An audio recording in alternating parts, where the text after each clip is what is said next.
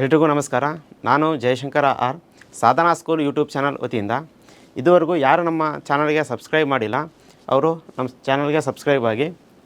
ಇಂದಿನ ತರಗತಿಯಲ್ಲಿ ನಾವು 10th ಸ್ಟ್ಯಾಂಡರ್ಡ್ನ ತ್ರಿಕೋನಮಿತಿಯ ಪ್ರಸ್ತಾವನೆ ಅಂದರೆ ಇಂಟ್ರೊಡಕ್ಷನ್ ಟು ಟ್ರಿಗ್ನೋಮೆಟ್ರಿ ಈ ಚಾಪ್ಟರ್ನ ಕುರಿತಾಗಿ ಡಿಸ್ಕಸ್ ಮಾಡ್ತಾ ಹೋಗೋಣ.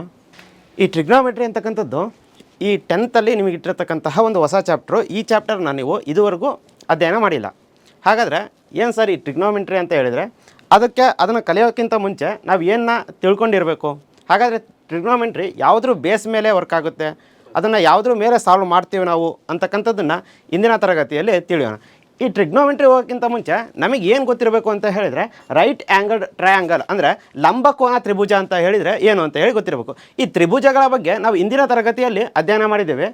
ಏನು ಸರ್ ತ್ರಿಭುಜಗಳಲ್ಲಿ ಎಷ್ಟು ವಿಧ ಅಂತ ಹೇಳಿದರೆ 3 ವಿಧಗಳು ಇದ್ದಾವೆ. ಯಾವುದು?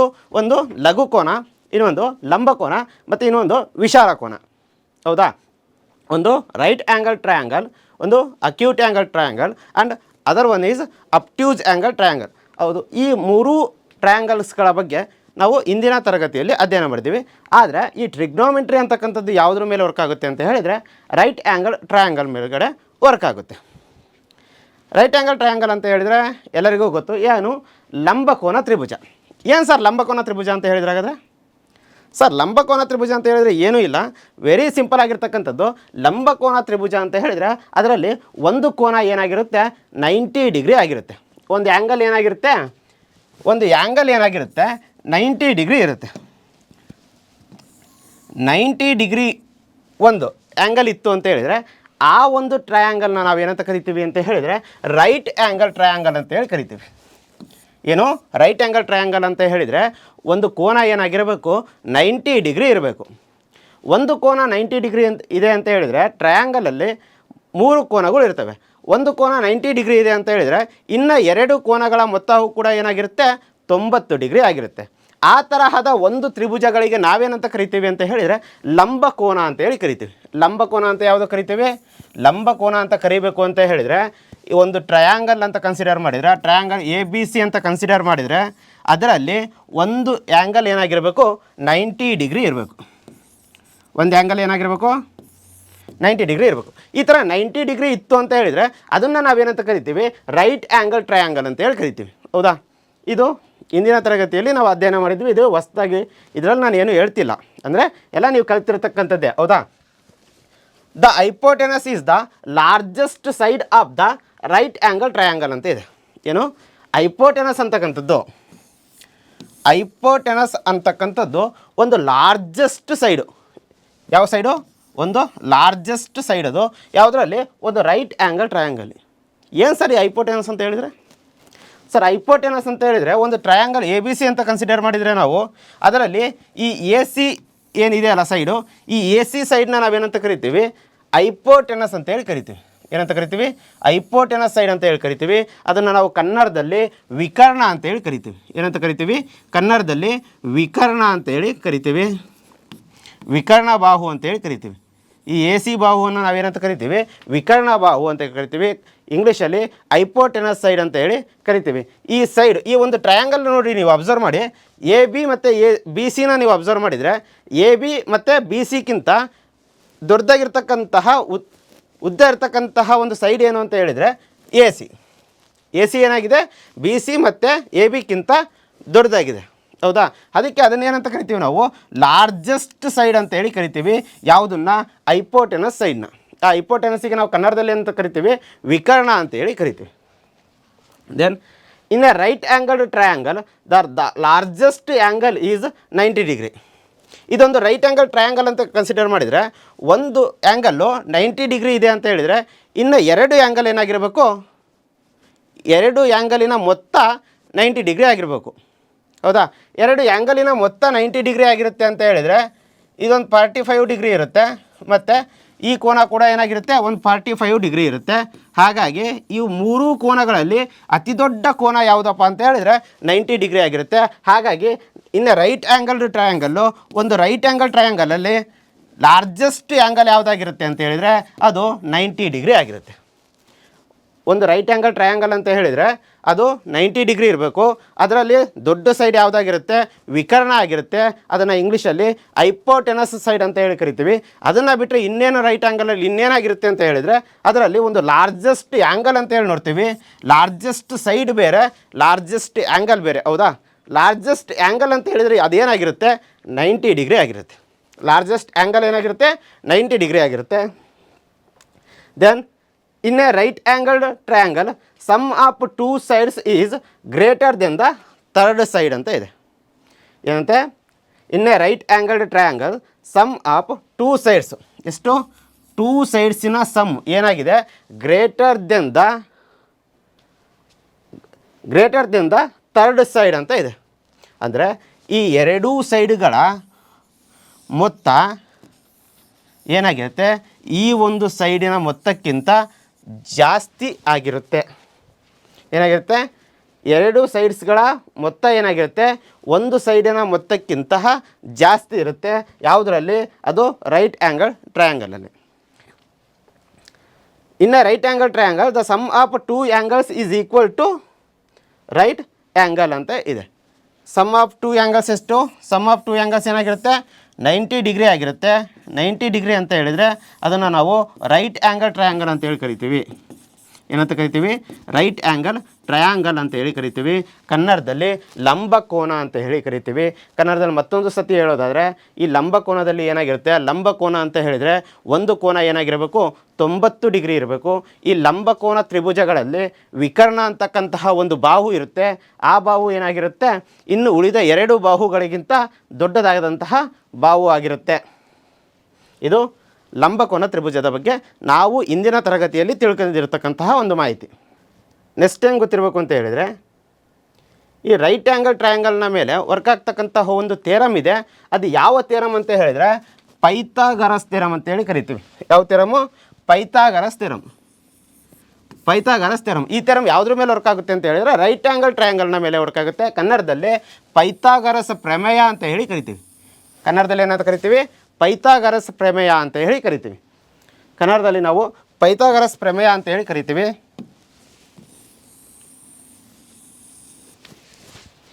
ಇಲ್ಲಿ ನೋಡಿ, ಪೈಥಾಗರಸ್ ಪ್ರಮೇಯ ಏನು ಹೇಳ್ತೈತಿ ಅಂತ ಹೇಳಿದರೆ, ಪೈಥಾಗರಸ್ ಪ್ರಮೇಯ ಏನು ಹೇಳ್ತೈತಿ, ಒಂದು ಲಂಬಕೋನ ತ್ರಿಭುಜದಲ್ಲಿ, ಯಾವ ಕೋನ ತ್ರಿಭುಜದಲ್ಲಿ, ಲಘು ಕೋನ ಅಲ್ಲ, ನೋಡಿ ನೀಟ್ ಅಬ್ಸರ್ವ್ ಮಾಡಿರಿ, ಒಂದು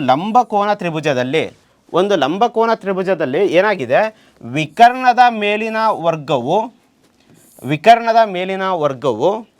ಉಳಿದೆರಡೂ ಬಾಹುಗಳ ವರ್ಗಗಳ ಮೊತ್ತಕ್ಕೆ ಸಮನಾಗಿರುತ್ತದೆ. ಏನಂತ ಹೇಳಿದರೆ, ಒಂದು ರೈಟ್ ಆ್ಯಂಗಲ್ ಟ್ರಯಾಂಗಲ್ ಅಂತ ನೀವು ತಗೊಂಡ್ರೆ, ಒಂದು ಲಂಬಕೋನ ಅಂತ ಹೇಳಿ ತಗೊಂಡ್ರೆ ನೀವು, ಅದರಲ್ಲಿ ಒಂದು ವಿಕರ್ಣ ಅಂತ ಏನಿರುತ್ತಲ್ಲ, ಆ ಒಂದು ವಿಕರ್ಣದ ಬಾಹುವಿನ ವರ್ಗ ಅಂತ ಹೇಳಿದರೆ ಏನು, ಇಂಗ್ಲೀಷಲ್ಲಿ ವರ್ಗ ಅಂತ ಹೇಳಿದರೆ ಸ್ಕ್ವಯರ್ ಅಂತ. ಈ ವಿಕರ್ಣದ ಸ್ಕ್ವಯರು ಯಾವುದಕ್ಕೆ ಈಕ್ವಲ್ ಆಗಿರುತ್ತೆ ಅಂತ ಹೇಳಿದರೆ, ಉಳಿದೆರಡೂ ಬಾಹುಗಳ ವರ್ಗಗಳ ಮೊತ್ತಕ್ಕೆ ಸಮನಾಗಿರುತ್ತದೆ ಅಂತ ಹೇಳಿದ್ದಾರೆ. ಅಂದರೆ ಈ ಒಂದು ಸೈಡು ಅಂದರೆ ABC ಅಂತಕ್ಕಂತಹ ಒಂದು ರೈಟ್ ಆ್ಯಂಗಲ್ ಕನ್ಸಿಡರ್ನ ಮಾಡಿದರೆ ನಾವು, ಅದರಲ್ಲಿ AC ಅಂತಕ್ಕಂಥದ್ದು ವಿಕರ್ಣ ಆಗಿರುತ್ತೆ. AC ಅಂತಕ್ಕಂಥದ್ದು ಏನಾಗಿರುತ್ತೆ, ವಿಕರ್ಣ ಬಾಹು ಆಗಿರುತ್ತೆ. ಈ ಒಂದು ವಿಕರ್ಣದ ವರ್ಗ ಏನಾಗಿರುತ್ತೆ ಅಂತ ಹೇಳಿದರೆ AB ಬಾಹುವಿನ ವರ್ಗ ಮತ್ತು BC ಬಾಹುವಿನ ವರ್ಗಗಳ ಮೊತ್ತಕ್ಕೆ ಯಾವ ವರ್ಗ ಈಕ್ವಲ್ ಆಗಿರುತ್ತೆ ಅಂತ ಹೇಳಿದರೆ AC ಅಂತಕ್ಕಂತಹ ಒಂದು ಬಾಹುವಿನ ವರ್ಗ ಈಕ್ವಲ್ ಆಗಿರುತ್ತೆ. ಅದರ ಇಂಗ್ಲೀಷಲ್ಲಿ ನೋಡೋದಾದರೆ, in a right angle triangle the square of hypotenuse is equal to the sum of the squares of the other two sides ಅಂತ ಹೇಳಿದ್ದಾರೆ. ಇದನ್ನು ನೋಡಿ, ಈ ಎ ಅಂತಕ್ಕಂಥದ್ದು ಒಂದು ಸ್ಕ್ವಯರ್ ಇದೆ, ಎ ಅಂತಕ್ಕಂಥದ್ದು ಒಂದು ಸ್ಕ್ವಯರ್, ಮತ್ತು ಬಿ ಅಂತಕ್ಕಂಥದ್ದು ಒಂದು ಸ್ಕ್ವಯರ್ ಇದೆ. ಈ ಎರಡೂ ಸ್ಕ್ವೇರ್ನ ಸಮ್ ಯಾವುದಕ್ಕೆ ಈಕ್ವಲ್ ಆಗಿರುತ್ತೆ ಅಂತ ಹೇಳಿದರೆ, ಈ ಸಿ ಏನಿದೆ ಅಲ್ಲ, ಈ ಸಿ ಸ್ಕ್ವೇರಿಗೆ ಈಕ್ವಲ್ ಆಗಿರುತ್ತೆ. ಈ ಸಿ ಸ್ಕ್ವೇರ್ ಬೇಕು ಅಂತ ಹೇಳಿದರೆ, ಈ ಸಿ ಸ್ಕ್ವೇರ್ ಏನನ್ನು ಒಳಗೊಂಡಿರುತ್ತೆ ಅಂತ ಹೇಳಿದರೆ ಎ ಮತ್ತು ಬಿ ಅನ್ನು ಒಳಗೊಂಡಿರುತ್ತೆ.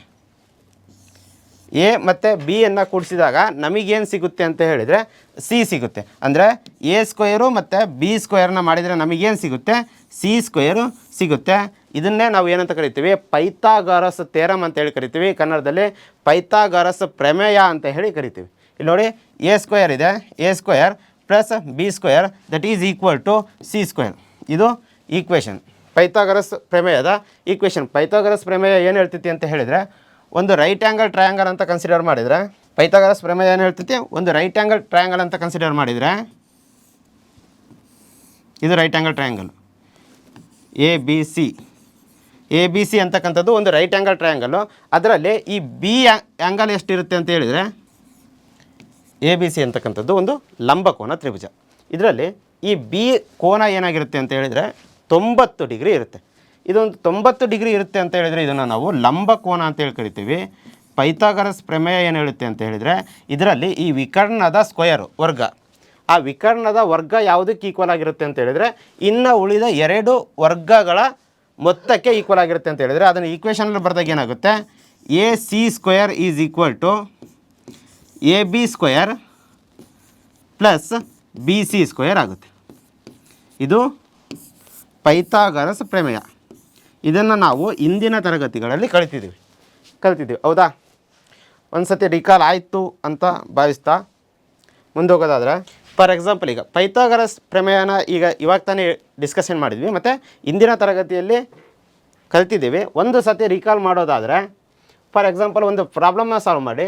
If the sides of a triangle are A B C such that A is 3 centimeter, B is 4 centimeter and C is the hypotenuse, find the value of C.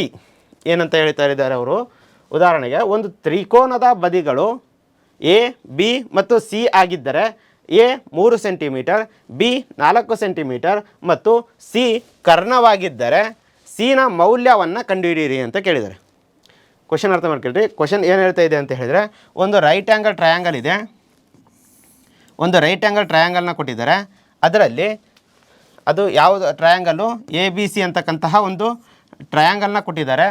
ಅದರಲ್ಲಿ A ಅಂತಕ್ಕಂಥದ್ದು ಎಷ್ಟಿದೆ, 3 centimeter ಇದೆ.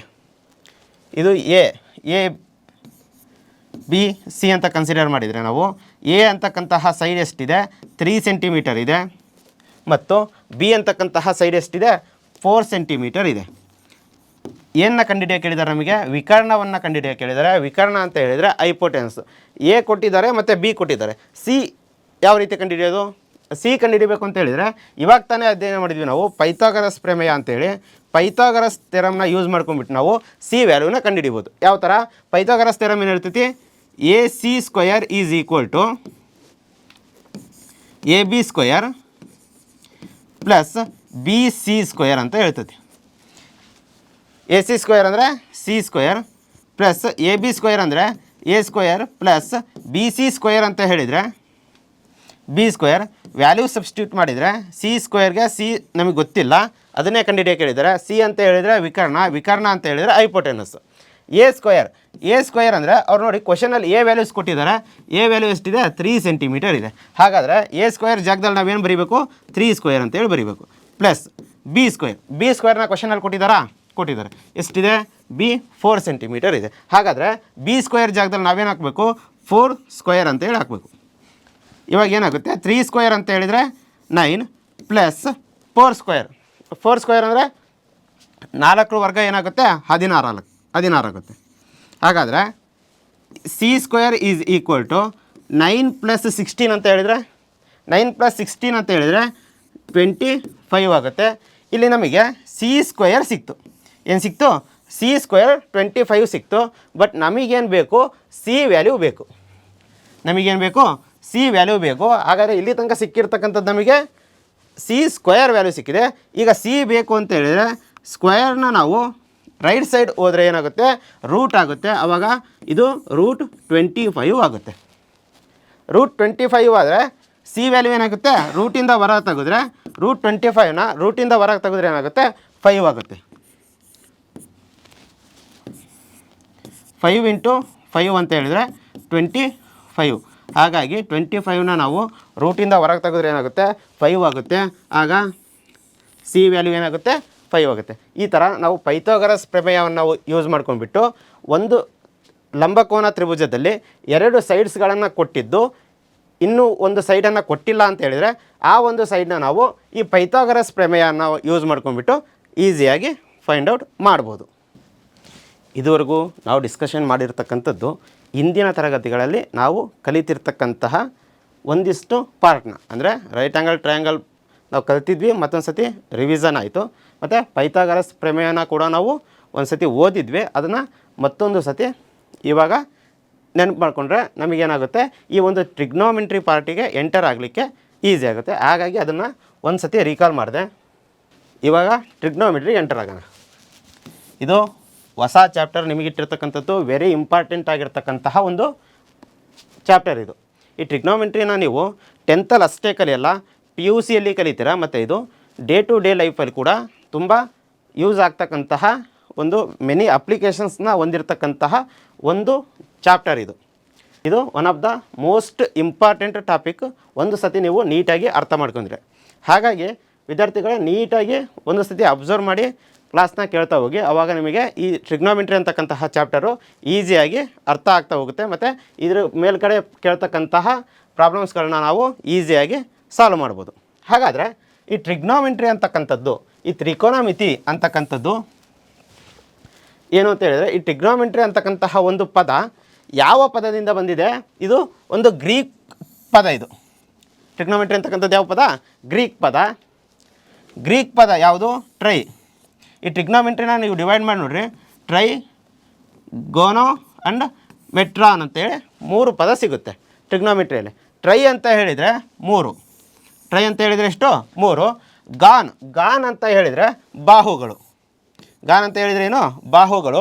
ಮತ್ತು ಮೆಟ್ರಾನ್ ಅಂತ ಹೇಳಿದರೆ ಅಳತೆ. ಏನು? ಟ್ರೈ ಅಂತ ಹೇಳಿದರೆ 3, ಗಾನ್ ಅಂತ ಹೇಳಿದರೆ ಬಾಹುಗಳು, ಮೆಟ್ರಾನ್ ಅಂತ ಹೇಳಿದರೆ ಅಳತೆ. ಈ 3 ಪದಗಳಿಂದ ಉಂಟಾಗಿರ್ತಕ್ಕಂತಹ ಒಂದು ಪದ ಯಾವುದು ಅಂತ ಹೇಳಿದರೆ ಅದು ಟ್ರಿಗ್ನೋಮೆಟ್ರಿ. ಅದನ್ನು ನಾವು ಕನ್ನಡದಲ್ಲಿ ತ್ರಿಕೋನಮಿತಿ ಅಂತ ಹೇಳಿ ಕರಿತೀವಿ. ಇದು ವಾಸ್ತವವಾಗಿ ಈ ತ್ರಿಕೋನಮಿತಿ ಅಂತ ಹೇಳಿದರೆ ಏನು ಅಂತ ಹೇಳಿದರೆ, ಒಂದು ತ್ರಿಭುಜದ ಬಾಹುಗಳು ಮತ್ತು ಕೋನಗಳ ನಡುವಿನ ಸಂಬಂಧವನ್ನು ಅಭ್ಯಸಿಸುವುದು. ಏನಂತೆ? ಒಂದು ತ್ರಿಭುಜದ ಟ್ರಿಗ್ನೋಮೆಟ್ರಿ ಅಂತ ಹೇಳಿದರೆ ಎಲ್ಲಿ ಯೂಸ್ ಮಾಡ್ತೀವಿ ನಾವು? ಒಂದು ತ್ರಿಭುಜದ ಪ್ರಾಬ್ಲಮ್ಸ್ಗಳನ್ನು ಸಾಲ್ವ್ ಮಾಡಬೇಕಾದ್ರೆ ಯೂಸ್ ಮಾಡ್ತೀವಿ. ಯಾವ ಥರ ತ್ರಿಭುಜ ಆಗಿರಬೇಕದು? ಒಂದು ಲಂಬಕೋನ ತ್ರಿಭುಜ ಆಗಿರಬೇಕು. ಯಾವ ತ್ರಿಭುಜ ಆಗಿರಬೇಕು? ಒಂದು ಲಂಬಕೋನ ತ್ರಿಭುಜದ ಬಾಹುಗಳು ಮತ್ತು ಕೋನಗಳ ನಡುವಿನ ಸಂಬಂಧವನ್ನು ತಿಳಿಲಿಕ್ಕೆ ನಾವು ಏನು ಯೂಸ್ ಮಾಡ್ತೀವಿ? ಟ್ರಿಗ್ನೋಮೆಟ್ರಿ ಅಂತಕ್ಕಂತಹ ಚಾಪ್ಟರನ್ನು ಅಧ್ಯಯನ ಮಾಡ್ತಾ ಹೋಗ್ತೀವಿ. ಇದನ್ನು ಏನು ಕಲಿಬೇಕು ಸರ್ ಅಂತ ಹೇಳಿದರೆ, ಏನು ಕಲಿಬೇಕು ಟ್ರಿಗ್ನೋಮೆಟ್ರಿನ? ಎಲ್ಲೆಲ್ಲಿ ಯೂಸ್ ಆಗುತ್ತಿದೋ? ಎಲ್ಲೆಲ್ಲಿ ಯೂಸ್ ಆಗುತ್ತೆ ಅಂತ ಹೇಳಿದರೆ, ಇವಾಗ ನೋಡಿ, ಕರ್ನಾಟಕದಾಗೆ ಮೌಂಟೇನ್ ಅಷ್ಟೇ ಹತ್ರ ಇದೆ, ಭಾರತದ ಒಂದು ಮೌಂಟೇನ್ ಅಷ್ಟೇ ಹತ್ರ ಇದೆ, ಇಷ್ಟೇ ಹತ್ರ ಇದೆ ಅಂತ ಎಲ್ಲ ಹೇಳ್ತಿರ್ತಾರೆ, ಹೌದಾ? ಹಾಗಾದರೆ ಅವ್ರು ಏನು ಅಲ್ಲಿ ಹೋಗಿ ಒಂದು ಟೇಬ್ ಹಿಡ್ಕೊಂಡು ಅಳತೆ ಮಾಡಿದ್ರೆ ಇಷ್ಟೇ ಎತ್ತರ ಇದೆ ಅಂತೇಳಿ? ಇಲ್ಲ ಅಲ್ಲ, ಅಳೆಯೋಕ್ಕಾಗುತ್ತೆ? ಅದನ್ನ ಅಳೆಯೋಕ್ಕಾಗಲ್ಲ. ಆ ಒಂದು ಸಂದರ್ಭದಲ್ಲಿ ನಾವೇನು ಯೂಸ್ ಮಾಡ್ತೀವಿ? ಟ್ರಿಗ್ನೋಮೆಟ್ರಿಯನ್ನು ಯೂಸ್ ಮಾಡಿರ್ತೀವಿ. ಅವರು ಒಂದು ಪರ್ವತ ಅಷ್ಟೇ ಎತ್ತರ ಇದೆ ಅಂತ ಹೇಳ್ತಾರೆ ಅಂತ ಹೇಳಿದರೆ, ಯಾವ ರೀತಿ ಹೇಳ್ತಾರೆ ಅಂತ ಹೇಳಿದರೆ, ಅವರು ಟ್ರಿಗ್ನೋಮೆಟ್ರಿಯನ್ನು ಯೂಸ್ ಮಾಡಿರ್ತಾರೆ. ಹಾಗಾಗಿ ಟ್ರಿಗ್ನೋಮೆಟ್ರಿ ಎಲ್ಲಿ ಯೂಸ್ ಆಗುತ್ತೆ ಅಂತ ಹೇಳಿದರೆ, ಒಂದು ಬಿಲ್ಡಿಂಗಿನ ಎತ್ತರವನ್ನು ಮೆಜರ್ ಮಾಡಬೇಕು ಅಂತ ಹೇಳಿದರೆ, ಒಂದು ದೂರವನ್ನು ಅಳಿಬೇಕು ಅಂತ ಹೇಳಿದರೆ, ಅಲ್ಲೆಲ್ಲ ನಮಗೆ ಏನು ಯೂಸ್ ಆಗುತ್ತೆ ಅಂತ ಹೇಳಿದರೆ ಟ್ರಿಗ್ನೋಮೆಟ್ರಿ ಯೂಸ್ ಆಗುತ್ತೆ. ಈ ಟ್ರಿಗ್ನೋಮೆಟ್ರಿನ ಯೂಸ್ ಮಾಡ್ಕೊಂಡ್ಬಿಟ್ಟು ರೋಡ್ ಕನ್ಸ್ಟ್ರಕ್ಷನ್ಗಳನ್ನು ಮಾಡ್ತಾರೆ. ಆ ಒಂದು ಫೀಲ್ಡ್ಗಳಲ್ಲೆಲ್ಲ ಏನು ಯೂಸ್ ಆಗುತ್ತೆ ಅಂತ ಹೇಳಿದರೆ ಟ್ರಿಗ್ನೋಮೆಟ್ರಿ ಯೂಸ್ ಆಗುತ್ತೆ. Trigonometry is A branch of mathematics that studies the relationship between the sides and angles of A triangles. ಒಂದು ತ್ರಿಭುಜದ ಬಾಹುಗಳು ಮತ್ತು ಕೋನಗಳ ನಡುವಿನ ಒಂದು ಸಂಬಂಧವನ್ನು ನಾವು ತಿಳಿಬೇಕು ಅಂತ ಹೇಳಿದರೆ ಅದನ್ನು ನಾವು ಯಾವುದ್ರಲ್ಲಿ ತಿಳ್ಕೊಳ್ತಾ ಹೋಗ್ತೀವಿ ಅಂತ ಹೇಳಿದರೆ ಟ್ರಿಗ್ನೋಮೆಟ್ರಿಯನ್ನು ಅಧ್ಯಯನ ಮಾಡೋದ್ರ ಮೂಲಕ ತಿಳ್ಕೊಳ್ತಾ ಹೋಗ್ತೀವಿ. ಇದು ಟ್ರಿಗ್ನೋಮೆಟ್ರಿ ಬಗ್ಗೆ ಇರತಕ್ಕಂತಹ ಒಂದಿಷ್ಟು ಇನ್ಫಾರ್ಮೇಷನ್, ಸ್ಟಾರ್ಟಿಂಗ್ ಇಂಟ್ರೊಡಕ್ಷನ್. ನೆಕ್ಸ್ಟ್ ನೋಡ್ತಾ ಹೋಗಿ, ಈ ಟ್ರಿಗ್ನೋಮೆಟ್ರಿಯಲ್ಲಿ ನಾವೇನು ನೋಡ್ತಾ ಹೋಗ್ತೀವಿ ಅಂತ ಹೇಳಿದರೆ ರೇಷಿಯೋಸ್ನ ನೋಡ್ತಾ ಹೋಗ್ತೀವಿ. ಏನು ನೋಡ್ತಾ ಹೋಗ್ತೀವಿ? ರೇಷಿಯೋಸ್ ಅಥವಾ ಅನುಪಾತಗಳು ಅಂತೇಳಿ ಕರಿತೀವಿ. ಅನುಪಾತ ಅಥವಾ ರೇಷಿಯೋಸ್ ಅಂತ ಹೇಳಿದರೆ ಏನು? ಈ ರೇಷಿಯೋ ಅಂತ ಅಂದರೆ ಏನು? ರೇಷಿಯೋ ಅಂದರೆ comparison of 2 objects or 2 units ಅಂತೇಳಿ ಕರಿತೀವಿ. ಕಂಪ್ಯಾರಿಸನ್ ಆಫ್ 2 ಅಂತ ಹೇಳಿ ಏನು? ರೇಷಿಯೋ ಅಂತ ಹೇಳಿದರೆ ಕಂಪ್ಯಾರಿಸನ್ ಆಫ್ 2. ಕಂಪ್ಯಾರಿಸನ್ ಆಫ್ 2 ಎರಡಕ್ಕೆ ಹೋಲಿಕೆ ಮಾಡಿ ನೋಡುವುದನ್ನು ನಾವೇನಂತ ಕರಿತೀವಿ? ಅನುಪಾತ ಅಂತ ಹೇಳಿ ಕರಿತೀವಿ, ಅಥವಾ ರೇಷಿಯೋ ಅಂತ ಹೇಳಿ ಕರಿತೀವಿ. ಈ ಟ್ರಿಗ್ನೋಮೆಟ್ರಿಯಲ್ಲಿ ರೇಷಿಯೋಸ್ ಬರ್ತವೆ. ಎಷ್ಟು ಬರ್ತವೆ ರೇಷಿಯೋಸು? 6 ರೇಷಿಯೋಸ್ ಬರ್ತವೆ. ಎಷ್ಟು ರೇಷಿಯೋಸ್ ಬರ್ತವೆ? 6 ರೇಷಿಯೋಸ್ ಬರ್ತವೆ. ಯಾವುದು ಅಂತ ಹೇಳಿದರೆ, ಒಂದು ಸೈನ್ ತೀಟಾ, ಇನ್ನೊಂದು ಕಾಸ್ ತೀಟಾ, ಇನ್ನೊಂದು ಟ್ಯಾನ್ ತೀಟಾ, ಯಾವುದು ಟ್ಯಾನ್ ತೀಟಾ, ಮತ್ತು ಇನ್ನೊಂದು secant theta, next cosecant theta, final ಆಗಿ ಕಾಟ್ ತೀಟಾ. ಇವಿಷ್ಟು ಟ್ರಿಗ್ನೋಮೆಟ್ರಿಯಲ್ಲಿ ಬರ್ತಕ್ಕಂತಹ ರೇಷಿಯೋಸು. ಈ ಒಂದು ಸಿಂಬಲ್ ಅಬ್ಸರ್ವ್ ಮಾಡಿ, ಇದು ಹೊಸ್ದಾಗಿರ್ತಕ್ಕಂತಹ ಸಿಂಬಲು. ಇದನ್ನು ನಾವು ತೀಟಾ ಅಂತೇಳಿ ಓದ್ತೀವಿ. ಏನಂತ ಓದ್ತೀವಿ? ತೀಟಾ ಅಂತ ಹೇಳಿ ಓದ್ತೀವಿ. ಸೈನ್ ತೀಟಾ ಯಾವ ಥರ ಓದ್ತೀವಿ? ಇದನ್ನು sine theta, cos theta, tan theta, secant theta, cosecant theta and cot theta, ಈ ಥರ ಇದನ್ನು ಓದ್ತೀವಿ. ಇಲ್ಲಿ ನೋಡಿ, ರೇಷಿಯೋಸ್ನ ಬರೆದಿದ್ದೀನಿ ನಾನು. ಈ ರೇಷಿಯೋಸ್ ಎಲ್ಲ ಯಾವುದ್ರ ಮೇಲೆ ಡಿಪೆಂಡ್ ಆಗಿದೆ, ಯಾವುದ್ರ ಆಧಾರದ ಮೇಲೆ ನಾನು ಬರೆದಿದ್ದೀನಿ ಅಂತ ಹೇಳಿದರೆ, ಒಂದು ರೈಟ್ ಆ್ಯಂಗಲ್ ಟ್ರಯಾಂಗಲನ್ನು ಕನ್ಸಿಡರ್ ಮಾಡಿ ಬರೆದಿರ್ತೀವಿ. ಏನು? ಟ್ರಿಗ್ನೋಮೆಟ್ರಿ ಅಂತ ಹೇಳಿದ್ರೇ ರೈಟ್ ಆ್ಯಂಗಲ್ ಟ್ರಯಾಂಗಲ್ ಮೇಲೆ ಇರ್ತಕ್ಕಂತಹ ಒಂದು ಅಧ್ಯಯನ. ಈ ಎ ಬಿ ಸಿ ಅಂತಕ್ಕಂಥದ್ದು ಒಂದು ರೈಟ್ ಆ್ಯಂಗಲ್ ಟ್ರಯಾಂಗಲ್ ಅಂತ ಕನ್ಸಿಡರ್ ಮಾಡಿದರೆ, ಎ ಸಿ ಅಂತಕ್ಕಂಥದ್ದು ಯಾವ ಸೈಡ್ ಆಗಿರುತ್ತೆ? ಐಪೋಟೆನಸ್ ಆಗಿರುತ್ತೆ. ಅವಾಗ ತಾನೇ ಹೇಳಿದೆ ನಾನು, ಇದನ್ನು ನಾವು ಐಪೋಟೆನಸ್ ಸೈಡ್ ಅಂತೇಳಿ ಕರಿತೀವಿ. ಕನ್ನಡದಲ್ಲಿ ಕರ್ಣ ಅಂತೇಳಿ ಕರಿತೀವಿ, ವಿಕರ್ಣ ಅಂತೇಳಿ ಕರಿತೀವಿ. ಕನ್ನಡದಲ್ಲಿ ಇದನ್ನು ವಿಕರ್ಣ ಅಂತೇಳಿ ಕರಿತೀವಿ. ಇನ್ನೊಂದು ಎ ಬಿ ಅಂತಕ್ಕಂಥದ್ದು, ಇಲ್ಲಿ ನೋಡಿ, ಈಗ ಆ್ಯಂಗಲ್ಲು ಇಲ್ಲಿ ಸಿ ಹತ್ರ ಪರ್ಮಿಷನ್ ಆಗಿದೆ. ಆ್ಯಂಗಲ್ ಎಲ್ಲಿ ಪರ್ಮಿಷನ್ ಆಗಿದೆ? ಸಿ ಹತ್ರ ಪರ್ಮಿಷನ್ ಆಗಿದೆ. ಇದನ್ನು ನಾವು ತೀಟಾ ಅಂತೇಳಿ ಕನ್ಸಿಡರ್ ಮಾಡ್ತೀವಿ. ಇಲ್ಲಿ ಆ್ಯಂಗಲ್ ಪರ್ಮಿಷನ್ ಆಗಿದೆ ಅಂತ ಹೇಳಿದರೆ, ಅದಕ್ಕೆ ಎದುರುಗಡೆ ಇರ್ತಕ್ಕಂತಹ ಒಂದು ಬಾವು ಯಾವುದು? ಇಲ್ಲಿ ತೀಟಾ ಇದೆ, ಅದರ ಎದುರುಗಡೆ ಇರ್ತಕ್ಕಂತಹ ಬಾವು ಯಾವುದು? A B. ಇದು ಎ ಬಿ ಬಾವು ಎಲ್ಲಿದೆ? ಇದು ಈ ತೀಟಾದ ಎದುರುಗಡೆ ಇರ್ತಕ್ಕಂತಹ ಬಾವು. ಇದನ್ನು ನಾವು ಏನಂತ ಕರಿತೀವಿ? ಇದು ಎದುರುಗಡೆ ಅಂತ ಹೇಳಿದರೆ, ನನ್ನ ಎದುರುಗಡೆ ಒಂದು ಬೋರ್ಡ್ ಇದೆ ಅಂತ ಹೇಳಿದರೆ, ನನ್ನ ಆಪೋಸಿಟ್ಟು ಒಂದು ಬೋರ್ಡ್ ಇದೆ ಅಂತ ಅರ್ಥ, ಹೌದಾ? ಹಾಗಾಗಿ ಈ ಸೀದಾ ಆಪೋಸಿಟಲ್ಲಿ ಎ ಬಿ ಇದೆ ಅಂತ, ಹಾಗಾಗಿ ಇದನ್ನು ನಾವು ಆಪೋಸಿಟ್ ಸೈಡ್ ಅಂತೇಳಿ ಕರಿತೀವಿ. ಏನಂತ ಕರಿತೀವಿ? ಆಪೋಸಿಟ್ ಸೈಡ್ ಅಂತೇಳಿ ಕರಿತೀವಿ. ಎ ಬಿನ ನಾವು ಆಪೋಸಿಟ್ ಸೈಡ್ ಅಂತ ಹೇಳಿ ಕರಿತೀವಿ. ಎ ಸಿನ ಐಪೋಟೆನಸ್ ಸೈಡ್ ಅಂತ ಹೇಳಿ ಕರಿತೀವಿ. ಈ ಎ ಬಿ ಪಕ್ಕದಲ್ಲಿ ಇನ್ನೊಂದು ಸೈಡ್ ಇದೆ, ಅದನ್ನು ನಾವೇನಂತ ಕರಿತೀವಿ ಅಂತ ಹೇಳಿದರೆ ಬೇಸ್ ಅಂತೇಳಿ ಕರಿತೀವಿ. ಅಥವಾ ಇದನ್ನು ನಾವು ಅಡ್ಜಸೆಂಟ್ ಅಂತೇಳಿ ಕರಿತೀವಿ. ಏನಂತ ಕರಿತೀವಿ? ಅಡ್ಜಸೆಂಟ್ ಸೈಡ್ ಅಂತೇಳಿ ಕರಿತೀವಿ.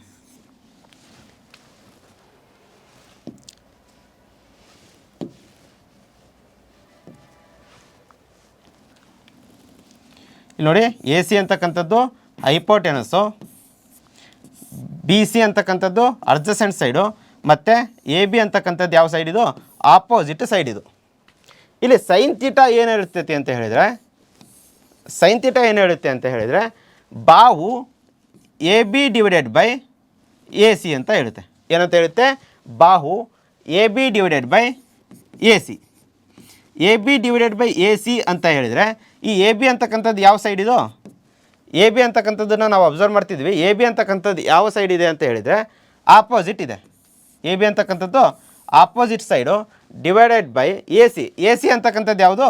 ಐಪೋಟೆನಸ್ ಸೈಡು. ಹಾಗಾಗಿ ಸೈನ್ ತೀಟಾ ಅಂತ ಹೇಳಿದರೆ ಆಪೋಸಿಟ್ ಬೈ ಐಪೋಟೆನಸ್ ಅಂತೇಳಿ. ಆಪೋಸಿಟ್ ಸೈಡಿಗೆ ನಾವು ಕನ್ನಡದಲ್ಲಿ ಅಭಿಮುಖ ಬಾಹು ಅಂತೇಳಿ ಕರಿತೀವಿ. ಕನ್ನಡದಲ್ಲಿ ಏನಂತ ಕರಿತೀವಿ? ಆಪೋಸಿಟ್ ಸೈಡಿಗೆ, ಅಂದರೆ ಎ ಬಿ ಸೈಡಿಗೆ ನಾವೇನಂತ ಕರಿತೀವಿ? ಅಭಿಮುಖ ಬಾಹು. ಏನು? ಅಭಿಮುಖ ಬಾಹು. ಅಭಿಮುಖ ಬಾಹು ಅಂತೇಳಿ ಕರಿತೀವಿ. ಎ ಸಿಗೆ ನಾವು ವಿಕರ್ಣ ಅಂತೇಳಿ ಕರಿತೀವಿ. ಹಾಗೂ ಬಿ ಸಿ ಬಾಹುಗೆ ನಾವೇನಂತ ಕರಿತೀವಿ? ಅಡ್ಜಸೆಂಟ್ ಸೈಡ್ಗೆ ನಾವು ಪಾರ್ಶ್ವ ಬಾಹು ಅಂತೇಳಿ ಕರಿತೀವಿ. ಕನ್ನಡದಲ್ಲಿ ಇದನ್ನು ಪಾರ್ಶ್ವ ಬಾಹು ಅಂತೇಳಿ ಕರಿತೀವಿ. ಸೈನ್ ತೀಟಾ ಅಂತ ಹೇಳಿದರೆ opposite by ಐಪೋಟೆನಸ್. Opposite by hypotenuse ಅಂತ ಹೇಳಿದರೆ ಅಭಿಮುಖ ಬಾಹು ಡಿವೈಡೆಡ್ ಬೈ ವಿಕರ್ಣ ಬಾಹು. ಇದು ಸೈನ್ನ ಒಂದು ಫಂಕ್ಷನ್. ಸೈನ್ನ ರೇಷಿಯೋ ಏನು ಹೇಳುತ್ತೆ ಅಂತ ಹೇಳಿದರೆ ಆಪೋಸಿಟ್ ಬೈ ಐಪೋಟೆನಸ್ ಅಂತ ಹೇಳುತ್ತೆ. Next cos theta. Cos theta ಏನು ಹೇಳುತ್ತೆ ಅಂತ ಹೇಳಿದರೆ, ಒಂದು ರೈಟ್ ಆ್ಯಂಗಲ್ ಟ್ರಯಾಂಗಲಲ್ಲಿ sine theta opposite by hypotenuse ಅಂತ ಹೇಳಿದರೆ, ಕಾಸ್ ತೀಟಾ ಏನು ಹೇಳುತ್ತೆ? Cos theta adjacent by hypotenuse ಅಂತ ಹೇಳುತ್ತೆ. ಕಾಸ್ ತೀಟಾ ಏನು ಹೇಳುತ್ತೆ? Adjacent by ಐಪೋಟೆನಸ್. ಅಡ್ಜಸೆಂಟ್ ಅಂತ ಹೇಳಿದರೆ ಬಾಹು B C, B C divided by A C. B C divided by A C ಅಂತ ಹೇಳಿದರೆ adjacent by ಐಪೋಟೆನಸ್. Adjacent by hypotenuse ಅಂತ ಹೇಳಿದರೆ ಪಾರ್ಶ್ವ ಬಾಹು ಡಿವೈಡೆಡ್ ಬೈ ವಿಕರ್ಣ ಬಾಹು. ಪಾರ್ಶ್ವಬಾಹು ಡಿವೈಡೆಡ್ ಬೈ ವಿಕರ್ಣ ಬಾಹು. ಇದು ಕಾಸ್ನ ಒಂದು ರೇಷಿಯೋ ಆಗಿರುತ್ತೆ. ಸೈನ್ ಥೀಟಾ ಅಂತ ಹೇಳಿದರೆ ಅಪೋಸಿಟ್ ಬೈ ಹೈಪೋಟೆನಸ್ಸು ನೆನ್ಪಿಡ್ಕೋಬೇಕು. ಇನ್ನೊಂದು ಕಾಸ್ ಥೀಟಾ ಅಂತ ಹೇಳಿದರೆ ಅಡ್ಜಸೆಂಟ್ ಬೈ ಹೈಪೋಟೆನಸ್ಸು. ಒಂದು ಆಪೋಸಿಟ್ ಬೈ ಹೈಪೋಟೆನಸ್ ಹಾಕಿದ್ದೀವಿ ಅಂತ ಹೇಳಿದರೆ ಇನ್ನು ಉಳಿದಿರ್ತಕ್ಕಂಥದ್ದೇ ಅಡ್ಜಸೆಂಟು. ಹಾಗಾಗಿ ಅಡ್ಜಸೆಂಟ್ ಬೈ ಹೈಪೋಟೆನಸ್ ಅಂತ ಕಾಸ್ ಥೀಟಾನ ಬರಿತೀವಿ. ಇನ್ನು ಉಳ್ಕಿದಿರ್ತಕ್ಕಂಥದ್ದು ಟ್ಯಾನ್ ಥೀಟಾ ಅಂತ ಹೇಳಿದರೆ ಏನು ನೆನ್ಪಿಡ್ಕೋಬೇಕು ಅಂತ ಹೇಳಿದರೆ, ಟ್ಯಾನ್ ಥೀಟಾನ ನಾವು sine theta divided by cos theta ಅಂತ ಕರಿತೀವಿ. ಏನಂತ ಕರಿತೀವಿ? ಟ್ಯಾನ್ ಥೀಟಾನ ನಾವು sine theta divided by cos theta ಅಂತೇಳಿ ಬರಿತೀವಿ. ಸೈನ್ ಥೀಟಾ ನೋಡಿ, sine theta opposite by hypotenuse ಇದೆ ಮತ್ತು cos theta adjacent by hypotenuse ಇದೆ. ಇಲ್ಲೇ ನಾವು ಸೈನ್ ಬೈ ಕಾಸ್ ಅಂತ ಹೇಳಿ ಮಾಡಿದರೆ, ಇದನ್ನು ನಾವು ಸೈನ್ ಬೈ ಕಾಸ್ ಅಂತ ಮಾಡಿದರೆ ಇಲ್ಲಿ ಹೈಪೋಟೆನಸ್ಸು ಮತ್ತು ಹೈಪೋಟೆನಸ್ ಕ್ಯಾನ್ಸಲ್ ಆಗುತ್ತೆ. ಹೈಪೋಟೆನಸ್ ಮತ್ತು ಹೈಪೋಟೆನಸ್ ಕ್ಯಾನ್ಸಲ್ ಆದರೆ ನಮಗೆ ಇನ್ನು ಉಳಿದಿರ್ತಕ್ಕಂಥದ್ದು ಮೇಲ್ಗಡೆ ಆಪೋಸಿಟ್ ಉಳಿದಿದೆ ಮತ್ತು ಕಾಸ್ನ ಮೇಲ್ಗಡೆ ಏನು ಉಳಿದಿದೆ? ಅಡ್ಜಸೆಂಟ್ ಉಳಿದಿದೆ. ಅದನ್ನು ನಾವು ಡಿವೈಡೆಡ್ ಬೈ ಮಾಡಿದಾಗ ಅದೇನಾಗುತ್ತೆ ಅಂತ ಹೇಳಿದರೆ ಆಪೋಸಿಟ್ ಬೈ ಅಡ್ಜಸೆಂಟ್ ಆಗುತ್ತೆ. ಟ್ಯಾನ್ ಥೀಟಾ ಅಂತ ಹೇಳಿದರೆ ಆಪೋಸಿಟ್ ಬೈ ಅಡ್ಜಸೆಂಟ್ ಅಂತ ಹೇಳಿದರೆ ಬಾಹು A B divided by B C. ಇದನ್ನು ನಾವು ಟ್ಯಾನ್ ಥೀಟಾ ಅಂತೇಳಿ ಕರಿತೀವಿ. ಟ್ಯಾನ್ ಥೀಟಾ ಅಂತ ಹೇಳಿದರೆ ಆಪೋಸಿಟ್ ಬೈ ಅಡ್ಜಸೆಂಟ್. ಈ ಮೂರು ರೇಷಿಯೋಸ್ಗಳನ್ನು ನೀವು ಏನಾದರೂ ಕಲಿತ್ರೆ ಅಂದರೆ ಇನ್ನು ಮೂರು ರೇಷಿಯೋಸ್ನ ನಾವು ಈಸಿಯಾಗಿ ಬರಿಬೋದು. ಏನು ಈಗ ಈ ಸೈನ್ ಥೀಟಾ ಅಂತ ಹೇಳಿದರೆ ಇಲ್ಲಿ ಕೋಸಿಕೆಂಟ್ ಥೀಟಾ ಅಂತ ನಾನು ಆವಾಗಲೇ ಏನು ಹೇಳಿದೆ, ಹೌದಾ? ಈ ಕೋಸಿಕೆಂಟ್ ಥೀಟಾ ಅಂತ ಹೇಳಿದರೆ ಸೈನ್ ಥೀಟಾದ ಉಲ್ಟಾ. ಏನೋ ಕೋಸಿಕೆಂಟ್ ಥೀಟಾ ಅಂತ ಹೇಳಿದರೆ ಸೈನ್ ಥೀಟಾನ ನಾವು ಉಲ್ಟಾ ಮಾಡಿ ಬರೆದ್ರೆ ಏನಾಗ್ತೈತಿ? ಕೋಸಿಕೆಂಟ್ ಥೀಟಾ ಆಗ್ತೈತಿ. ಹಾಗಾದರೆ ಈ ಕೋಸಿಕೆಂಟ್ ಥೀಟಾ ಅಂತ ಹೇಳಿದರೆ 1/sin ಥೀಟಾ ಅಂತ. 1/sin ಥೀಟಾ ಅಂತ ಹೇಳಿದರೆ ಕೋಸಿಕೆಂಟ್ ಥೀಟಾ ಬೇಕು ಅಂತ ಹೇಳಿದರೆ ನಾವು ಸೈನ್ನ ಡಿವೈಡೆಡ್ ಬೈ ಮಾಡ್ಬೇಕಂದ್ರೆ ಉಲ್ಟಾ ಮಾಡಿ ಬರೀಬೇಕು. ಉಲ್ಟಾ ಅಂತ ಹೇಳಿದರೆ ಸೈನ್ ಡಿವೈಡೆಡ್ ಬೈ ಎನಿಥಿಂಗ್ ಏನಿರುತ್ತೆ? 1 ಇರುತ್ತೆ. ಅವಾಗ ಅದೇನಾಗುತ್ತೆ? ಕೋಸಿಕೆಂಟ್ ಥೀಟಾ ಅಂತ ಹೇಳಿದರೆ 1/sin ಥೀಟಾ. ಸೈನ್ ಥೀಟಾನ ನಾವು ಉಲ್ಟಾ ಮಾಡಿ ಬರೋದ್ರೆ ಏನಾಗುತ್ತೆ? ಹೈಪೋಟೆನಸ್ಸು ಮೇಲೋಗುತ್ತೆ. ಹೈಪೋಟೆನಸ್ ಏನಾಗುತ್ತೆ? ಮೇಲೋಗುತ್ತೆ. ಆಪೋಸಿಟ್ಟು ಕೆಳಗಡೆ ಬರುತ್ತೆ. ಇದು ಕೋಸಿಕೆಂಟ್ ಥೀಟಾ ಬರೀಬೇಕು ಅಂತ ಹೇಳಿದರೆ ಏನೀಗ ಸೈನ್ ಥೀಟಾನ ಉಲ್ಟಾ ಬರೀಬೇಕು, ಹೌದಾ? Next secant theta. ಈ ಸೀಕೆಂಟ್ ಥೀಟಾನ ಯಾವ ಥರ ಬರೆಯೋದು?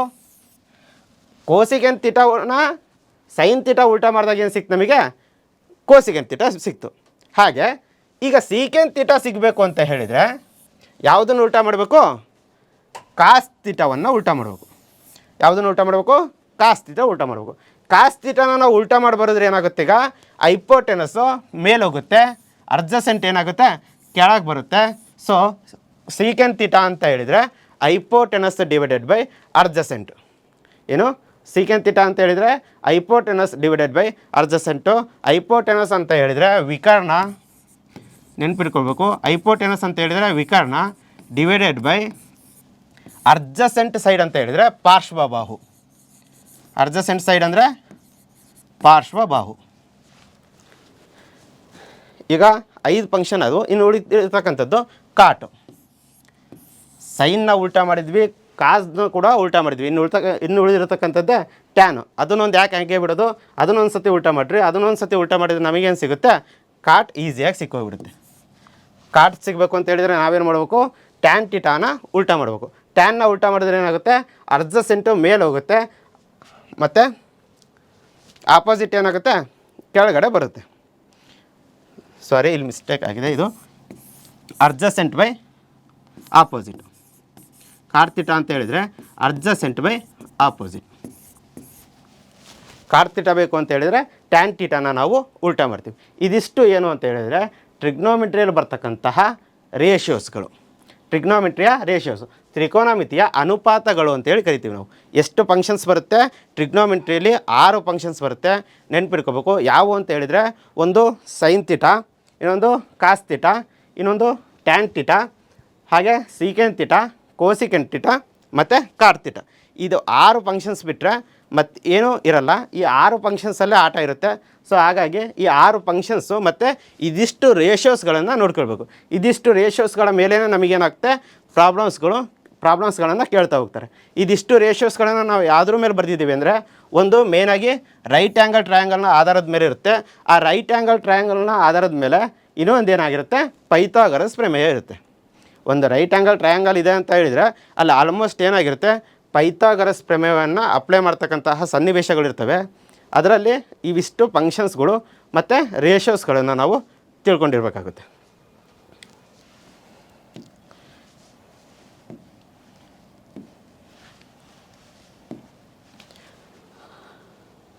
ನೆಕ್ಸ್ಟು ಮತ್ತೇನು ಬರುತ್ತೆ ಟ್ರಿಗ್ನೋಮೆಟ್ರಿಯಲ್ಲಿ ಈ ರೇಷಿಯೋಸ್ ಬಿಟ್ಟರೆ, ಈ ರೇಷಿಯೋಸು ಇವಾಗ ನಾವು ನೋಡಿದ್ದು ಸೈಡ್ಗಳು, ಬಾಹುಗಳ ಆಧಾರದ ಮೇಲೆ ನಾವು ರೇಷಿಯೋವನ್ನು ನೋಡಿದ್ವಿ. ರೇಷಿಯೋವನ್ನು ಯಾವ ಥರ ಬರೆಯೋದು ಅನ್ನೋದನ್ನು ನೋಡಿದ್ವಿ. ಸೈನಿಗೆ ಯಾವ ಥರ ರೇಷಿಯೋ ಆಗುತ್ತೆ, ಕಾಜಿಗೆ ಯಾವ ಥರ ರೇಷಿಯೋವನ್ನು ಬರಿತೀವಿ ನಾವು ಅಂತಕ್ಕಂಥದ್ದನ್ನು ಸೈಡ್ಗಳ ಆಧಾರದ ಮೇಲೆ ನೋಡಿದ್ವಿ.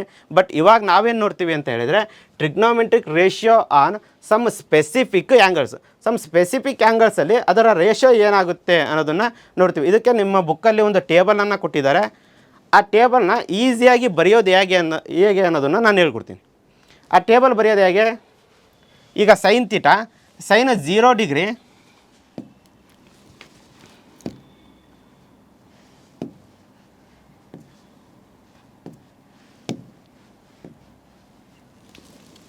ಸೈನ್ 0 ಡಿಗ್ರಿ, ಸೈನ್ 30 ಡಿಗ್ರಿ, 30 ಅಂತಕ್ಕಂಥದ್ದು ಒಂದು ಆ್ಯಂಗಲ್ಲು, 45 ಡಿಗ್ರಿ, 60 ಡಿಗ್ರಿ ಮತ್ತು 90 ಡಿಗ್ರಿ.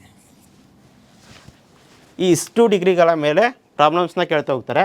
ಇಲ್ಲಿ ನೋಡಿ, ಸೈನ್ ಥೀಟಾ 0 ಡಿಗ್ರಿ, ಇದು ಒಂದು ವ್ಯಾಲ್ಯೂಸ್ ಒಂದು ಟೇಬಲಲ್ಲಿ, ಇದು ಮೊದಲನೇ ಕಾಲಮಲ್ಲಿ ಇರ್ತಕ್ಕಂತಹ ಒಂದು ವ್ಯಾಲ್ಯೂಸ್. ಅದಿಷ್ಟು ವ್ಯಾಲ್ಯೂನ ನೀವು ಈಸಿಯಾಗಿ ಕಲಿಬೇಕು. ಏನು, 0, 1, 2, 3 ಮತ್ತು 4, 1, 2, 3, 4 ಅಂತ ಬರೀಬೇಕು. ಇವಾಗ ನೋಡಿ, ಇದೆಲ್ಲದಕ್ಕೂ ನಾವೇನು ಮಾಡಬೇಕೀಗ, ಡಿವೈಡೆಡ್ ಬೈ 2 ಮಾಡಬೇಕು. ನೋಡಿ, 1/2 ಮತ್ತು ಈ ರೂಟ್ ಇಲ್ಲಿ ಏನು ಮಾಡ್ಬೇಕೀಗ, ಇದು 30 ಅಂತ ಹೇಳಿದರೆ 1/2, 45 ಅಂತ ಹೇಳಿದರೆ √2, 60 ಅಂತ ಹೇಳಿದರೆ √3 ಡಿವೈಡೆಡ್ ಬೈ 2, ಸೈನ್ 90 ಅಂತ ಹೇಳಿದರೆ ವ್ಯಾಲ್ಯೂ ಏನಾಗುತ್ತೆ, ಇದು 1 ಆಗುತ್ತೆ. ಇಲ್ಲಿ ನಾವು ಏನು ಮಾಡ್ತೀವಿ, ರೂಟ್ ಅಪ್ಲೈ ಮಾಡಿ ಡಿವೈಡೆಡ್ ಬೈ 2 ಮಾಡ್ತೀವಿ. √4 ಡಿವೈಡೆಡ್ ಬೈ 2 ಅಂತ ಹೇಳಿದರೆ, √4ನ ನಾವು ರೂಟಿಂದ ಹೊರಗೆ ತೆಗೆದ್ರೆ 2 ಆಗುತ್ತೆ. ಡಿವೈಡೆಡ್ ಬೈ 2 ಅಂತ ಹೇಳಿದರೆ 2 ಗೆಟ್ ಕ್ಯಾನ್ಸಲ್ ಆಗಿ ಏನು ಉಳಿಯುತ್ತೆ, ನಮಗೆ 1 ಉಳಿಯುತ್ತೆ. ಇದು ಸೈನ್ 90 ವ್ಯಾಲ್ಯೂ. ಸೈನ್ ವ್ಯಾಲ್ಯೂ 1 ನಾವು ನೆನಪಿಡ್ಕೊಂಡ್ರೆ ಇನ್ನು ಉಳಿದಂತಹ ವ್ಯಾಲ್ಯೂಸ್ನ ಎಲ್ಲದನ್ನು ನಾವು ಫಿಲ್ ಮಾಡ್ಬೋದು. ಯಾವ ಥರ ಅಂತ ಹೇಳಿದರೆ, ಇವಾಗ ಏನು ನಾವು ಸೈನ್ ವ್ಯಾಲ್ಯೂಸ್ನ ಬರ್ತಿದ್ದೇವಲ್ಲ, ಅದನ್ನೇ ನಾವು ಉಲ್ಟಾ ಅಂದರೆ 90ಇಂದ ನಾವು ಬರ್ಕೊಳ್ತಾ ಹೋದರೆ ನಮಗೇನು ಸಿಗುತ್ತೆ, ಕಾಸ್ ವ್ಯಾಲ್ಯೂ ಸಿಗುತ್ತೆ. ಸೈನ್ 90 ವ್ಯಾಲ್ಯೂನ ನಾವು ಕಾಸ್ 0ಗೆ ಬರೀಬೇಕು. ಸೈನ್ 90 ಎಷ್ಟಿದೆ, 1 ಇದೆ. ಸೊ ಕಾಸ್ 0 ಏನಾಗುತ್ತೆ, 1 ಆಗುತ್ತೆ. ಮತ್ತು ಸೈನ್ 60 ಎಷ್ಟಿದೆ, √3/2 ಇದೆ. ಅಲ್ಲಿ ನಾವು ಉಲ್ಟಾ ಬರಿತಾ ಹೋಗ್ಬೇಕು. 1 ಆದಮೇಲೆ ಏನಿದೆ, √3 ಡಿವೈಡೆಡ್ ಬೈ 2 ಇದೆ. ಅದಾದಮೇಲೆ √2 ಇದೆ. ಸೈನ್ 30 ಅಂತ ಹೇಳಿದರೆ 1/2. ನೆಕ್ಸ್ಟ್ ಸೈನ್ 0 ಎಷ್ಟಿದೆ, 0 ಇದೆ. ಹಾಗಾದರೆ ಕಾಸ್ 90 ಕೂಡ ಏನಾಗಿರುತ್ತೆ, 0 ಆಗಿರುತ್ತೆ. ಅಂದರೆ ಸೈನ್ ಥೀಟಾನ ನಾವು ಉಲ್ಟಾ ಬರೆದ್ರೆ ನಮಗೇನು ಸಿಗುತ್ತೆ, ಕಾಸ್ ಥೀಟಾ ಸಿಗುತ್ತೆ. ಹೌದಾ? ಹಾಗಾದರೆ ಟ್ಯಾನ್ ಥೀಟಾ ಸಿಗಬೇಕು ಅಂತ ಹೇಳಿದರೆ ಏನು ಮಾಡ್ಬೇಕೀಗ, ಆವಾಗಲೇ ತಾನೇ ಮಾಡಿದ್ವಿ ನಾವು. ಟ್ಯಾನ್ ಥೀಟಾ ಸಿಗಬೇಕು ಅಂತ ಹೇಳಿದರೆ ಸೈನ್ ಬೈ ಕಾಸ್ ಮಾಡಿದ್ವಿ. ಏನು ಮಾಡಿದ್ವಿ, ಸೈನ್ ಬೈ ಕಾಸ್ ಮಾಡಿದಾಗ ನಮಗೇನು ಸಿಕ್ಕಿತ್ತು, ಟ್ಯಾನ್ ಸಿಕ್ಕಿತ್ತು. ಇಲ್ಲಿ ಅದನ್ನೇ ಅಪ್ಲೈ ಮಾಡ್ಬೋದಲ್ಲ. ಇಲ್ಲಿ ನೋಡಿ, 0/1 ಅಂತ ಇದೆ. ಇದನ್ನು ನಾವು ಈಗ ಡಿವೈಡ್ ಮಾಡಿದರೆ, ಸೈನ್ ಬೈ ಕಾಸ್ ಮಾಡಿದರೆ 0/1. 0/1 ಅಂದರೆ 0/1 ಅಂತ ಹೇಳಿದರೆ 0. 0/1 ಅಂದರೆ 0. ಇಲ್ಲಿ ನೋಡಿ, 1/2 ಡಿವೈಡೆಡ್ ಬೈ 3/2 ಅಂತ ಇದೆ. ಇಲ್ಲಿ 2 ಕ್ಯಾನ್ಸಲ್ ಆಗುತ್ತೆ. 2 ಮತ್ತು 2 ಕ್ಯಾನ್ಸಲ್ ಆದರೆ ಇನ್ನೇನು ಉಳಿಯುತ್ತೆ, 1/√3 ಉಳಿಯುತ್ತೆ. 1/√3. ನೆಕ್ಸ್ಟ್ ಇಲ್ಲಿ ನೋಡಿ, √3 ಮತ್ತು √3 ಕ್ಯಾನ್ಸಲ್ ಆಗುತ್ತೆ. √3 ಕ್ಯಾನ್ಸಲ್ ಆದರೆ ನಮಗೇನು ಉಳಿಯುತ್ತೆ, 1 ಉಳಿಯುತ್ತೆ. ಟ್ಯಾನ್ 45 ವ್ಯಾಲ್ಯೂ ಎಷ್ಟು ಅಂತ ಹೇಳಿದರೆ 1. ಇಲ್ಲಿ 2 ಕ್ಯಾನ್ಸಲ್ ಆಗುತ್ತೆ. 2 ಮತ್ತು 2 ಕ್ಯಾನ್ಸಲ್ ಆದರೆ ನಮಗೆ ಉಳಿಯತಕ್ಕಂಥದ್ದು √3 ಉಳಿಯುತ್ತೆ. ಇದು √3. ಮತ್ತು ಎನಿಥಿಂಗ್ ಬೈ ಝೀರೋ. ಇಲ್ಲಿ 1 ಇದೆ ಡಿವೈಡೆಡ್ ಬೈ 0 ಇದೆ.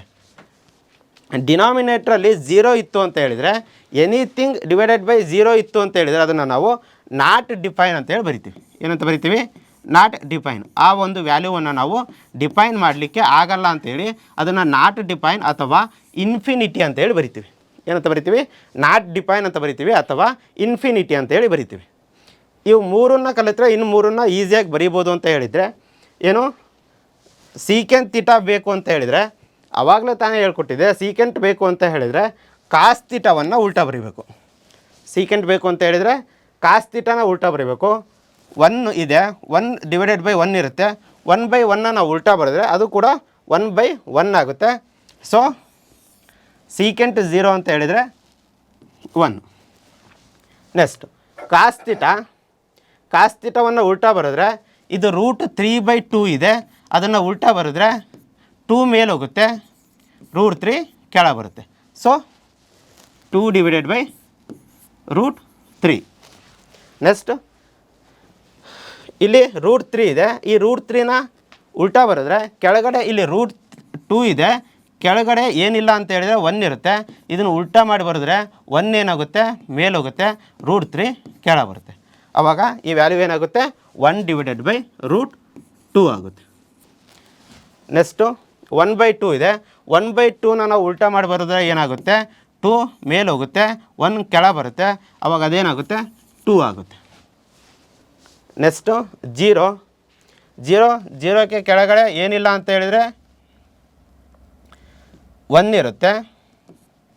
ಅದನ್ನು ಉಲ್ಟಾ ಮಾಡಿ ಬರೆದ್ರೆ 1 ಡಿವೈಡೆಡ್ ಬೈ 0 ಆಗುತ್ತೆ. ಏನಾಗುತ್ತೆ? ಅದು 1 ಡಿವೈಡೆಡ್ ಬೈ 0 ಆಗುತ್ತೆ. 1 divided by 0, anything divided by 0 ಅಂತ ಹೇಳಿದರೆ ಅದನ್ನು ನಾವು ನಾಟ್ ಡಿಫೈನ್ ಅಂತೇಳಿ ಬರಿತೀವಿ, ಅಥವಾ ನಾವು ಅದನ್ನು ಏನಂತ ಬರಿತೀವಿ? ಇನ್ಫಿನಿಟಿ ಅಂತೇಳಿ ಬರಿತೀವಿ. ಯಾವುದೇ ಒಂದು ನಂಬರಿನ ಕೆಳಗಡೆ ಏನಿರಬಾರ್ದು? 0 ಇರಬಾರ್ದು. ಯಾವಾಗಲೂ 0 ಇರಲ್ಲ. ಸೀಕೆಂಟ್ ಥೀಟಾ ಆಯಿತು. ಈಗ ಕೋಸಿಕೆಂಟ್ ಥೀಟಾ ಅಂತ ಹೇಳಿದರೆ ಯಾವುದನ್ನು ಉಲ್ಟಾ ಬರೀಬೇಕು ಅಂತ ಹೇಳ್ಕೊಟ್ಟಿದ್ದೆ ನಾನು. ಕೋಸಿಕೆಂಟ್ ಬೇಕು ಅಂತ ಹೇಳಿದರೆ ಸೈನ್ ಥೀಟಾನ ಉಲ್ಟಾ ಮಾಡಿ ಬರೀಬೇಕು. ಕೋಸಿಕೆಂಟ್ ಥೀಟಾ ಬೇಕು ಅಂತ ಹೇಳಿದರೆ ಸೈನ್ ಥೀಟಾನ ಉಲ್ಟಾ ಮಾಡಿ ಬರೀಬೇಕು. 0 ಕೆಳಗಡೆ ಏನೂ ಇಲ್ಲ ಅಂತ ಹೇಳಿದರೆ 1 ಇರುತ್ತೆ. ಅದನ್ನು ನಾವು ಉಲ್ಟಾ ಮಾಡಿ ಬರೋದ್ರೆ ಏನಾಗುತ್ತೆ? 1 ಡಿವೈಡೆಡ್ ಬೈ 0 ಆಗುತ್ತೆ. 1 ಡಿವೈಡೆಡ್ ಬೈ 0 ಅಂತ ಹೇಳಿದರೆ ಆ ವ್ಯಾಲ್ಯೂನ ನಾವು ಡಿಫೈನ್ ಮಾಡೋಕ್ಕಾಗಲ್ಲ. ಸೊ ನಾಟ್ ಡಿಫೈನ್ ಅಂತ ಬರಿತೀವಿ, ಅಥವಾ ಅದನ್ನು ನಾವು ಇನ್ಫಿನಿಟಿ ಅಂತ ಹೇಳಿ ಬರಿತೀವಿ. ಏನು? ಕೋಸಿಕೆಂಟ್ ಥೀಟಾ ಅದರ 0 ಡಿಗ್ರಿ ಏನಾಗಿರುತ್ತೆ ಅಂತ ಹೇಳಿದರೆ ನಾಟ್ ಡಿಫೈನ್ ಆಗಿರುತ್ತೆ. ನೆಕ್ಸ್ಟು 30 ಡಿಗ್ರಿಯಲ್ಲಿ ನೋಡಿ 1 ಡಿವೈಡೆಡ್ ಬೈ 2 ಇದೆ. ಅದನ್ನು ನಾವು ಉಲ್ಟಾ ಮಾಡಿ ಬರೋದ್ರೆ ಏನಾಗುತ್ತೆ? 2 ಡಿವೈಡೆಡ್ ಬೈ 1 ಆಗುತ್ತೆ, 2/1. ನೆಕ್ಸ್ಟು √2 ಕೆಳಗಡೆ ಏನೂ ಇಲ್ಲ ಅಂತ ಹೇಳಿದರೆ 1 ಇರುತ್ತೆ. ಅದೇನಾಗುತ್ತೆ? 1 ಡಿವೈಡೆಡ್ ಬೈ √2 ಆಗುತ್ತೆ. ಮತ್ತು √3 ಡಿವೈಡೆಡ್ ಬೈ 2 ಇದೆ. ಅದನ್ನು ಉಲ್ಟಾ ಮಾಡಿ ಬರೆದ್ರೆ 2 ಡಿವೈಡೆಡ್ ಬೈ √3 ಆಗುತ್ತೆ. ನೆಕ್ಸ್ಟ್ 1 ಇದೆ. 1 ಕೆಳಗಡೆ ಏನೂ ಇಲ್ಲ ಅಂತ ಹೇಳಿದ್ರೂ ಏನಿರುತ್ತೆ? 1 ಇರುತ್ತೆ. 1ನ ಉಲ್ಟಾ ಮಾಡಿ ಬರೆದ್ರೆ ಏನಾಗುತ್ತೆ? 1 ಆಗುತ್ತೆ. ಸೊ ಇದು 1. ಇನ್ನು ನೆಕ್ಸ್ಟು ಲಾಸ್ಟ್ ಇರ್ತಕ್ಕಂಥದ್ದು ಕಾಟ್ ಥೀಟಾ ಬೇಕು ಅಂತ ಹೇಳಿದರೆ ಟ್ಯಾನ್ ಥೀಟಾದಲ್ಲಿರ್ತಕ್ಕಂತಹ ವ್ಯಾಲ್ಯೂಸ್ನ ಉಲ್ಟಾ ಮಾಡಿ ಬರೀರಿ. ನಮಗೆ ಯಾವಾಗ ಏನು ಸಿಗುತ್ತೆ? ಕಾಟ್ ಥೀಟಾದ ವ್ಯಾಲ್ಯೂ ಆಟೋಮೆಟಿಕ್ಲಿ ಬರುತ್ತೆ. 0ನ ಉಲ್ಟಾ ಮಾಡಿ ಬರೆದ್ರೆ 0 ಕೆಳಗಡೆ ಏನೂ ಇಲ್ಲ ಅಂತ ಹೇಳಿದ್ರೂ 1 ಇರುತ್ತೆ. ಆವಾಗ ಅದನ್ನು ಉಲ್ಟಾ ಮಾಡಿ ಬರೆದ್ರೆ 1 ಡಿವೈಡೆಡ್ ಬೈ 0 ಆಗುತ್ತೆ. 1 ಡಿವೈಡೆಡ್ ಬೈ 0 ಅಂತ ಹೇಳಿದರೆ ನಾಟ್ ಡಿಫೈನ್, ಅದು ನಾಟ್ ಡಿಫೈನ್ ಆಗುತ್ತೆ. ಇದು √3. 1 ಉಲ್ಟಾ ಮಾಡಿ ಬರೆದ್ರೆ 1, √3ನ ಉಲ್ಟಾ ಮಾಡಿ ಬರೆದ್ರೆ ಏನಾಗುತ್ತೆ? 1 ಡಿವೈಡೆಡ್ ಬೈ √3 ಆಗುತ್ತೆ. 1 ಡಿವೈಡೆಡ್ ಬೈ √3 ಆಗುತ್ತೆ. ಇನ್ನು ಲಾಸ್ಟು ಇನ್ಫಿನಿಟಿ ಇದೆ. ಅದನ್ನು ಉಲ್ಟಾ ಮಾಡಿ ಬರೋದ್ರೆ ಅದೇನಾಗುತ್ತೆ? ಇನ್ಫಿನಿಟಿನೇ ಆಗುತ್ತೆ. ಇದು ಟ್ರಿಗ್ನೋಮೆಟ್ರಿ ಟೇಬಲ್. ಇದಿಷ್ಟು ರೇಷಿಯೋಸಲ್ಲಿರ್ತಕ್ಕಂತಹ ವ್ಯಾಲ್ಯೂಸ್ಗಳ ಆಧಾರದ ಮೇಲೆ ಸುಮಾರಷ್ಟು ಪ್ರಾಬ್ಲಮ್ಸ್ಗಳನ್ನು ಕೇಳ್ತಾರೆ. ಹಾಗಾಗಿ ನಾವು ಇಲ್ಲಿ ಏನು ನೆನ್ಪಿಡ್ಕೋಬೇಕು ಅಂತ ಹೇಳಿದ್ರೆ ವ್ಯಾಲ್ಯೂಸ್ ನೆನ್ಪಿಡ್ಕೋಬೇಕು. ಇಷ್ಟು ವ್ಯಾಲ್ಯೂಸ್ ಇದ್ದಾವೆ. ಸೊ ಇದನ್ನು ಬಾಯ್ಪಾಟ್ ಹಾಕೋದ್ರಿಂದ ನೆನಪಿರಲ್ಲ. ಹಾಗಾಗಿ ನಾವೇನು ಮಾಡಬೇಕು? ಈ ಥರ ಈಸಿ ವೇದಲ್ಲಿ ಇದನ್ನು ಬರೆದು ಪ್ರಾಕ್ಟೀಸ್ ಮಾಡಬೇಕು. ಆ ಥರ ಮಾಡಿದರೆ ನಮಗೇನಾಗುತ್ತೆ? ಈ ವ್ಯಾಲ್ಯೂಸು ಈಸಿಯಾಗಿ ನೆನಪಲ್ಲಿರುತ್ತೆ. ಸೊ ಇನ್ನು ಮುಂದುವರಿದ ಭಾಗವನ್ನು ನಾವು ಮುಂದಿನ ತರಗತಿಯಲ್ಲಿ ನೋಡ್ತಾ ಹೋಗೋಣ. ಇಷ್ಟ ತನಕ ನನ್ನ ಕ್ಲಾಸ್ನ ಕೇಳಿದ್ದಕ್ಕೆ ಧನ್ಯವಾದಗಳು.